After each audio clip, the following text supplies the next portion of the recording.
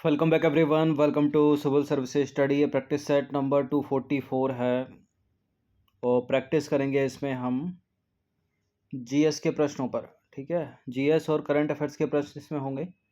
इस test series की playlist बना रखी है, वहाँ पर आप टेस्ट नंबर 1 से लेकर 244 तक पहुँच सकते हैं। डिस्क्रिप्शन बॉक्स में लिंक है। देखिए 244 टेस्ट हो गए हैं इसमें, और एक टेस्ट में अपने जो है 20 क्वेश्चन रहते हैं। लगभग 300 टेस्ट एग्ज़ाम तक कवर हो जाएंगे, यानी देखा जाए तो 6000 क्वेश्चन। ठीक है, 6000 क्वेश्चन बहुत होते हैं प्रैक्टिस के लिए, और 140 ही आने हैं। ठीक है, तो 6000 में से 130 भी आ गए तो कट ऑफ क्लियर हो जाएगा। अच्छे से प्रैक्टिस कीजिएगा इन सभी टेस्ट की। तो क्वेश्चन नंबर 1 देखते हैं, टेस्ट नंबर 244 का। ये करंट अफेयर्स का प्रश्न है। प्रोटॉन बीम थेरेपी के द्वारा निम्नलिखित में से किसका उपचार किया जाता है? एड्स का, कैंसर का, तपेदिक या म्यूकर माइकोसिस? ये कोविड के चलते न्यूज़ में था। ठीक है, कोविड के बाद तक भी था, लेकिन यहाँ उत्तर कुछ और है। प्रोटॉन बीम थेरेपी उपचार है कैंसर का। बी है इसका आंसर। देखिए, प्रोटॉन बीम थेरेपी एक प्रकार का कैंसर उपचार है जो कैंसर कोशिकाओं को नष्ट करने के लिए उच्च ऊर्जा प्रोटॉन बीम का उपयोग करती है। क्वेश्चन नंबर 2 पर आ जाइए। करंट अफेयर्स का प्रश्न है ये भी। 69वें राष्ट्रीय फिल्म पुरस्कार 2023 के संदर्भ में निम्नलिखित में से कौन सा एक सही सम्मिलित नहीं है, यानी मिसमैच है? Best feature film Rocketry, best actor Allu Arjun, best actress Alia Bhatt और करीना कपूर, बेस्ट हिंदी फिल्म सरदार उधम। 69वें नेशनल फिल्म अवार्ड या राष्ट्रीय फिल्म पुरस्कार 2023 की घोषणा हो चुकी है। जो बेस्ट फीचर फिल्म का पुरस्कार दिया गया है वो रॉकेटरी को दिया गया है।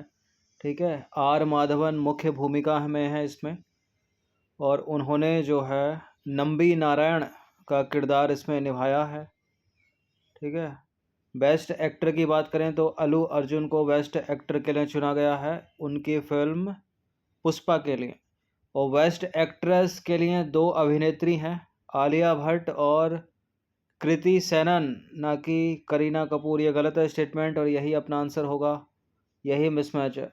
बेस्ट हिंदी फिल्म कौन सी है? Sardar Udham. Best feature film जिसमें फीचर्स दिखाए गए रॉकेटरी, और हिंदी फिल्म बेस्ट सरदार उधम, विक्की कौशल मुख्य भूमिका में थे। तो आंसर इसका अपना सी है। तो बेस्ट फीचर फिल्म है रॉकेटरी आर माधवन की, बेस्ट हिंदी फिल्म है सरदार उधम विक्की कौशल की, best actor Allu Arjun, film का नाम है पुष्पा, और बेस्ट एक्ट्रेस 2 बेस्ट एक्ट्रेस रही। एक तो कृति सेनन मिमी मूवी के लिए, और गंगूबाई कठियावाड़ी के लिए आलिया भट्ट। करंट अफेयर्स का तीसरा प्रश्न है। वर्ष 2023 में नाटो का नया सदस्य कौन सा देश बना है? उत्तरी Macedonia, Montenegro, Finland, Croatia? North Macedonia तो पहले ही बन गया था, मतलब 2020 में ये बना था नाटो का मेंबर। मोंटेनेग्रो 2017 में नाटो का मेंबर बना। फिनलैंड जो है 2023 में नाटो का मेंबर बना, यही आंसर है। और क्रोएशिया 2009 में नाटो का मेंबर बन गया था। वर्तमान में नाटो में कितने सदस्य देश हैं? 31 सदस्य देश हैं, इंक्लूडिंग फिनलैंड। देखिए, वर्तमान में नाटो में 31 सदस्य देश हैं, और नाटो का फुल फॉर्म होता है नॉर्थ अटलांटिक ट्रीटी ऑर्गेनाइजेशन, यानी उत्तरी अटलांटिक संधि संगठन। फिनलैंड 2023 में यानी हाल ही में इसका मेंबर बना है। उत्तरी मैसिडोनिया है, नॉर्थ मैसिडोनिया 2020 में बना था। मोंटेनेग्रो 2017 में बना था। क्रोएशिया 2009 में बना था। नंबर 4 पर आ जाइए। यह राष्ट्रीय फिल्म पुरस्कार से संबंधित प्रश्न है। अभी हाल ही में 69वें राष्ट्रीय फिल्म पुरस्कार 2023 की घोषणा की गई। आपको बताना है कि इसमें राष्ट्रीय एकता पर बेस्ट फीचर फिल्म के लिए नरगिस दत्त पुरस्कार निम्नलिखित में से किस फिल्म को दिया गया है? द कश्मीर फाइल्स, पृथ्वी, सम्राट पृथ्वीराज, सरदार उधम, द केरला स्टोरी? देखिए, द केरला स्टोरी को तो एलिमिनेट कर दीजिए, क्योंकि हाल ही की ये फिल्म है। शायद अगले यानी 70वें राष्ट्रीय फिल्म पुरस्कार में कोई अवार्ड इसको मिल जाए। यहाँ सही उत्तर है द कश्मीर फाइल्स। ठीक है, ऑप्शन नंबर डी। सम्राट पृथ्वीराज बॉक्स ऑफिस पर फ्लॉप हो गई। अक्षय कुमार मुख्य भूमिका में थे इसमें, अक्षय कुमार और सोनू सूद। देखिए, नरगिस दत्त पुरस्कार राष्ट्रीय एकता पर बेस्ट फीचर फिल्म के लिए 69वें राष्ट्रीय फिल्म पुरस्कार अवार्ड 2023 में मिला है द कश्मीर फाइल्स को। तो डी है इसका आंसर। तो 69वें राष्ट्रीय फिल्म पुरस्कार 2023 में राष्ट्रीय एकता पर बेस्ट फीचर फिल्म के लिए नरगिस दत्त पुरस्कार किसको मिला? The Kashmir files. पांचवा प्रश्न है, वित्त वर्ष 2023-24 में रक्षा पूंजी खरीद बजट का कितना प्रतिशत हिस्सा घरेलू उद्योग के लिए निर्धारित किया गया है? 60%, 50%, 75%, 70%। इसका आंसर ऑप्शन नंबर सी 75%, 75%। वित्तीय वर्ष यानी फाइनेंशियल ईयर 2023-24 में रक्षा पूंजी खरीद बजट का रिकॉर्ड 75% हिस्सा यानी लगभग 1 लाख करोड़ रुपए घरेलू उद्योग के लिए निर्धारित किया गया है, जो वर्ष 2022-23 में 68% था। और रक्षा मंत्री ने 15 फरवरी 2023 को बेंगलुरु में 14वें एयरो इंडिया के वंदन समारोह के दौरान इसकी घोषणा की थी। ये करंट अफेयर्स का प्रश्न है। हाल ही में किसने बिजली संयंत्रों में NOx उत्सर्जन को रोकने के लिए भारत का पहला उत्प्रेरक सेट बनाया है? NTPC, ONGC, सेल या भेल? किसने बनाया है? भेल ने बनाया है। ऑप्शन नंबर ए है इसका आंसर।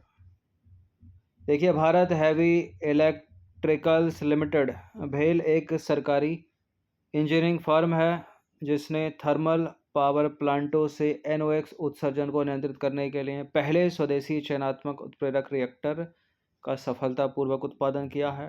भेल की स्थापना हुई थी 1956 में। भेल का मुख्यालय कहाँ पर है? नई दिल्ली में।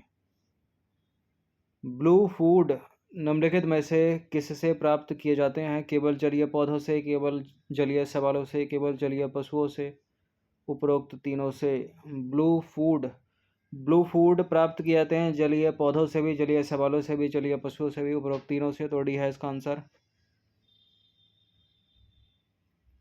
देखिए, एक नए अध्ययन से पता चलता है कि जलीय वातावरण से प्राप्त ब्लू फूड पोषक तत्वों की कमी को कम करने में मदद कर सकता है, भारत में रोजगार और निर्यात राजस्व में बढ़ाने में योगदान कर सकता है। ब्लू फूड जलीय पौधों से, जलीय पशुओं से या शैवालों से प्राप्त भोजन होते हैं जो ताजे जल और समुद्री वातावरण में पाए जाते हैं। तो डी है उपरोक्त सभी वाला स्टेटमेंट।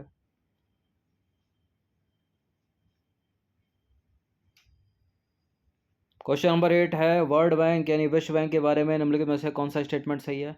अंतर्राष्ट्रीय पुनर्निर्माण और विकास बैंक को ही विश्व बैंक कहा जाता है। इसका मुख्यालय अमेरिका की राजधानी वॉशिंगटन DC में है। विश्व बैंक संयुक्त राष्ट्र से जुड़ी एक अहम संस्था है और यह कई संस्थानों का समूह है, इसलिए इसे विश्व बैंक समूह यानी वर्ल्ड बैंक ग्रुप भी कहा जाता है। ये तीनों के तीनों स्टेटमेंट सही हैं। बिल्कुल, ये ऊपर के तीनों स्टेटमेंट सही हैं, इसलिए डी है इसका आंसर। देखिए, अंतर्राष्ट्रीय पुनर्निर्माण और विकास बैंक यानी international bank for reconstruction and development IVRD और अंतर्राष्ट्रीय मुद्रा कोष यानी इंटरनेशनल मॉनेटरी फंड IMF की स्थापना जो है एक साथ वर्ष 1944 में अमेरिका के न्यू हैम्पशायर में ब्रिटेन वुड्स सम्मेलन के दौरान हुई थी। ब्रिटेन वुड्स सम्मेलन को आधिकारिक तौर पर संयुक्त राष्ट्र मौद्रिक और वित्तीय सम्मेलन यानी United Nations monetary and financial conference के रूप में जाना जाता है। 1 जुलाई से 22 जुलाई 1944 तक 44 देशों के प्रतिनिधि इस सम्मेलन में शामिल हुए थे। इसका तात्कालिक उद्देश्य दूसरे विश्व युद्ध और विश्वव्यापी संकट से जूझ रहे देशों की मदद करना था। अंतर्राष्ट्रीय पुनर्निर्माण और विकास बैंक को ही विश्व बैंक कहा जाता है। इसका मुख्यालय अमेरिका की राजधानी वॉशिंगटन DC में है। विश्व बैंक संयुक्त रूप से जुड़ी एक अहम संस्था है और यह कई संस्थाओं का समूह है, इसलिए इसे कहा जाता है वर्ल्ड बैंक ग्रुप। और वर्तमान में विश्व बैंक में 189 देश इसके सदस्य हैं।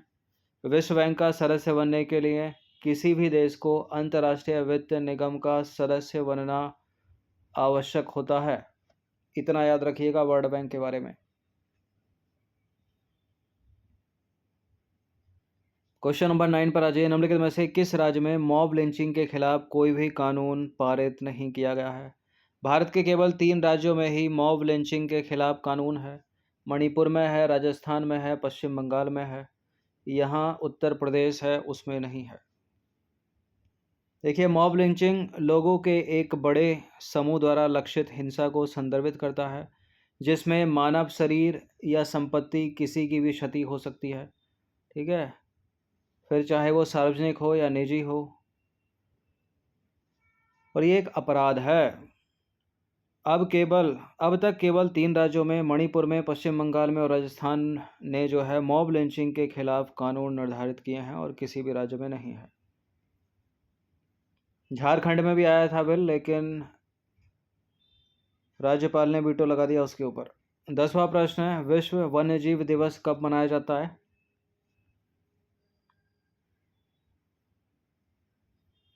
कब मनाओगे विश्व वन्यजीव दिवस को? 3 मार्च को। देखिए, विश्व वन्यजीव दिवस 2013 से हर साल 3 मार्च को मनाया जाता है, और वर्ष 2023 का विषय थीम क्या है? वन्यजीव संरक्षण के लिए भागीदारी, जिसमें महासागरों और समुद्री जीवन का संरक्षण, निगमों के साथ मिलकर कार्य करना तथा संरक्षण पहलों को वित्त पोषित करना शामिल है। क्वेश्चन नंबर 11 पर आ जाइए। हाल ही में प्रधानमंत्री नरेंद्र मोदी ने अपनी राजस्थान यात्रा के दौरान किसानों के लिए कौन सा यूरिया लॉन्च किया? ये प्रश्न है करंट अफेयर्स का। सल्फर लेपित यूरिया, नीम लेपित यूरिया, कवक लेपित यूरिया, चूना लेपित यूरिया। हाल ही में भारत के प्रधानमंत्री ने अपनी राजस्थान यात्रा के दौरान एक यूरिया गोल्ड लॉन्च किया है, यानी सल्फर लेपित यूरिया। ऑप्शन नंबर ए है इसका आंसर। नीम लेपित यूरिया पुराना हो गया है, इससे प्रश्न ऑलरेडी बन चुके हैं एग्जाम में। देखिए, प्रधानमंत्री ने उन्नत खेती के लिए सल्फर लेपित उर्वरक यानी यूरिया गोल्ड लॉन्च किया। यूरिया गोल्ड सल्फर से लेपित है, जो मिट्टी की गुणवत्ता बढ़ा सकता है और किसानों के खर्च को कम कर सकता है। यूरिया गोल्ड, जिसे सल्फर कोटेड यूरिया के रूप में भी जाना जाता है, यूरिया की एक नई किस्म है, जो जिसे खेतों में कम मात्रा की आवश्यकता होती है और फसल की गुणवत्ता में सुधार होता है। 12वां प्रश्न क्या है? हाल ही में भारतीय सेना ने किस राज्य या केंद्र शासित प्रदेश में महिला स्नो क्रिकेट टूर्नामेंट का आयोजन किया? ये हुआ था जम्मू कश्मीर में। ये है इसका आंसर। देखिए, भारतीय सेना ने खेलो इंडिया पहल के तहत उत्तरी कश्मीर के कुपवाड़ा जिले के पंजगांव गांव में महिला स्नो क्रिकेट टूर्नामेंट का आयोजन किया। इस कार्यक्रम में क्रालपोरा और मेलियाल ब्लॉक से कुल 4 टीमों ने भाग लिया। तो जम्मू कश्मीर का नाम याद रखिएगा। क्वेश्चन नंबर 13 पर आ जाइए। ये हाल ही का करंट अफेयर्स का प्रश्न है। हाल ही में कुलडीहा वन्यजीव अभयारण्य जो है अनधिकृत खनन के कारण समाचारों में रहा। आपको बताना है कि किस राज्य में स्थित है ये कुलडीहा वन्यजीव अभयारण्य। ये स्थित है उड़ीसा में। सी है इसका आंसर। हाल ही में नेशनल ग्रीन ट्रिब्यूनल यानी एनजीटी ने ओडिशा के कुलडीहा वन्यजीव अभयारण्य में अनधिकृत खनन को संबोधित करने के लिए हस्तक्षेप किया। इन खनन गतिविधियों ने वन्य जीव संरक्षण अधिनियम 1980 का उल्लंघन किया है और पारिस्थितिक तंत्र और वन्य जीवन को नुकसान पहुंचाया है।